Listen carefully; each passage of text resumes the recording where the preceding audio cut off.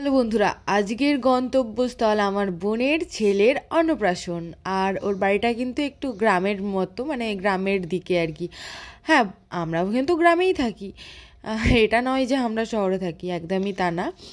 তো তোমরা আজকে আমার বোনের ছেলের অন্নপ্রাশনটা এনজয় করো। তোমরা দেখতেই পাচ্ছ দু সাইডে কীরকম বড় বড় ঝাড় গাছ, বাঁশ গাছ, মাঠ। আমি আমার দাদার স্কুটির পিছনে বসে চলে গেছিলাম, আর যেহেতু ভিতরে আমাদের গাড়ি ঢুকবে না তাই। আর বাকিরা সব হেঁটে হেঁটে আসছিলো, মা বাবা মাসি হাজব্যান্ড, বাকিরা সব হেঁটে হেঁটে আসছিলো। তো দেখো, এনজয় করো। আর আমার ভিডিওটা ভালো লাগলে সাবস্ক্রাইব করে যেও। টাটা।